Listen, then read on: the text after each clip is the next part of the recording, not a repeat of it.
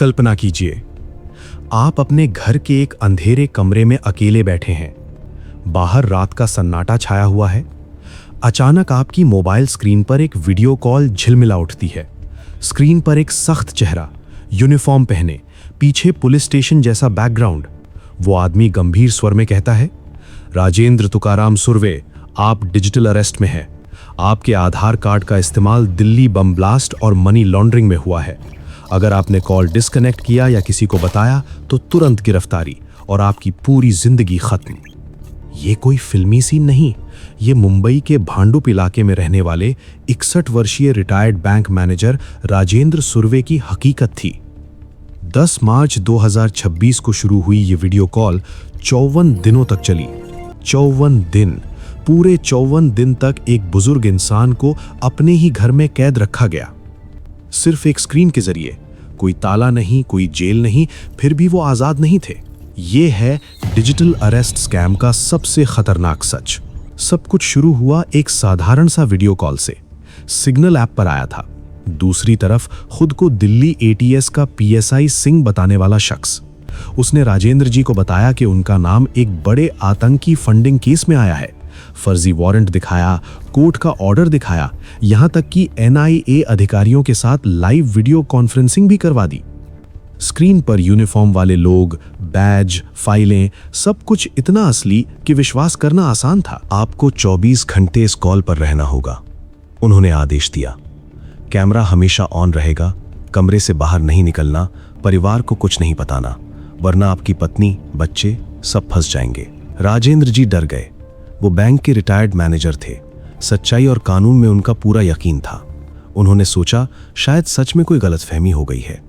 उन्होंने call disconnect नहीं किया। पहले दिन घंटों की पूछताछ, फिर दूसरे दिन, फिर तीसरे। हर घंटा, हर पल स्क्रीन पर वो चेहरे, कभी धमकी, कभी सहानुभूति। आपका नाम क्लियर करने के लिए थोड़ा सेटलमेंट करना पड़ेगा, बस कुछ हजार रुपए ट्रांसफर कर दीजिए। राजेंद्र जी ने पहली बार ट्रांसफर किया, फिर दूसरी बार, फिर तीसरी बार। हर बार नया बहाना, कभी एविडेंस डिलीट करने के लिए, कभी ऑफिसर को रिश्वत देने के लिए, कभी कोर्ट फीस। दिन बीतते गए, 54 दिन। कल्पना कीजिए उस कैद की, एक बुजुर्ग इंसान जो सुबह से रात तक बिस्तर पर या कुर्सी पर बैठे रहते, शौचालय जाने के लिए भी पूछना पड़ता, खाना खाते हुए भी कैमरा ऑन।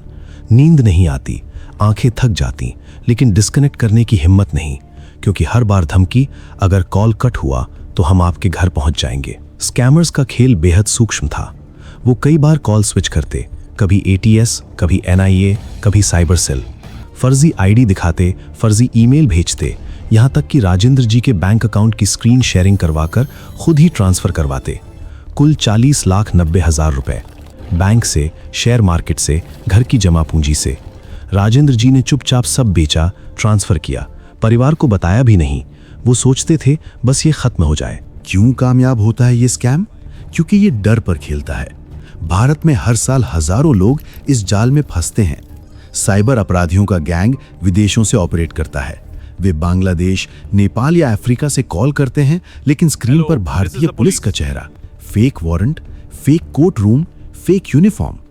वो जानते हैं कि भारतीय बुजुर्ग कानून का नाम सुनकर डर जाते हैं।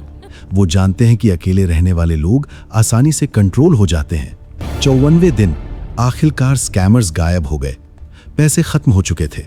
राजेंद्र जी ने राहत की सांस ली, लेकिन तब तक बहुत देर हो चुकी थी। जब उन्होंने पुलिस में शिकायत की तो पता चला कि यह पूरा खेल था। कोई गिरफ्तारी नहीं थी, कोई ब्लास्ट केस नहीं था, सिर्फ एक ठग गिरोह जो पूरे देश में सैकड़ों लोगों को इसी तरह लूट रहा है। आंकड़े डरावने हैं। भारत में डिजिटल अरेस्ट स्कैम से लोग करोड़ों रुपए गंवा चुके हैं। एक रिपोर्ट कहती है कि सिर्फ पिछले साल ही ऐसे स्कैम में 54,000 करोड़ से ज्यादा का नुकसान हुआ। Mumbai police, Delhi police, cyber cell सब चेतावनी दे रहे हैं, लेकिन लोग फिर भी फंस जाते हैं, क्योंकि स्कैमर्स हर बार नया तरीका निकाल लेते हैं। राजेंद्र जी की कहानी सिर्फ एक नहीं, हजारों परिवारों की कहानी है। एक माँ जो अपने बेटे के नाम पर फंस गई, एक पिता जो बेटी की शादी का पैसा गंवा बैठा, एक युवा जो नौकरी के चक्कर में फंस गया। हर बार वही पैटर्न, वीडियो कॉल, डर, कैद और आखिर में खाली बैंक अकाउंट और टूटा हुआ विश्वास। क्या आप सोच रहे हैं कि आपके साथ नहीं हो सकता? गलत। स्कैमर्स किसी को भी टारगेट कर सकते हैं, आपका आधार, आपका बैंक डिटेल, आपका फ़ोन नंबर सब ऑनलाइन उपलब्ध है। बस एक छोटी सी गलती, एक कॉल उठाना और फिर 54 दिन या उससे ज़्यादा की कैद। सरकार ने चेतावना दी है, साइबर क्राइम हेल्पलाइन 1930, संचार साथी ऐप। लेकिन सबसे बड़ा हथियार है जागरूकता। अगर कभी ऐसी कॉल आए तो तुरंत डिस्कनेक्ट करो, परिवार को बताओ, पुलिस को सूचित करो। याद रखो, असली पुलिस कभी वीडियो कॉल पर अरेस्ट नहीं करती, कभी ओटीपी नहीं मांगती, कभी पैसे ट्रांसफर करने को नहीं कहती। राजेंद्र सुर्वे आज भी उस 54 दिन की कैद से बाहर निकलने की कोशिश कर रहे हैं। उनका पैसा गया, उनका स्वास्थ्य बिगड़ा, लेकिन उनकी कहानी बाकी है। ये कहानी हमें चेताती है कि आज का सबसे खतरनाक जेल आपका मोबाइल फोन है। डिजिटल अरेस्ट स्कैम का सबसे खतरनाक सच ये है कि ये बिना दीवार के जेल बनाता है, बिना चाबी के ताला लगाता है, और सबसे डरावनी बात कि ये आपके अपने डर का इस्तेमाल करके आपको खुद ही कैदी बना देता है। अब सवाल आपसे है, अगली बार जब स्क्रीन पर कोई यूनिफॉर्म वाला चेहरा दिखे और कहे आप अरेस्ट हैं, तो क्या आप उस कॉल को उठाएंगे या उस पल आप अपनी जिंदगी बचा लेंगे? सचेत रहिए, सावधान रहिए, क्योंकि ये डिजिटल दुनिया अब सिर्फ सुविधा नहीं बल्कि सबसे बड़ा खतरा भी है।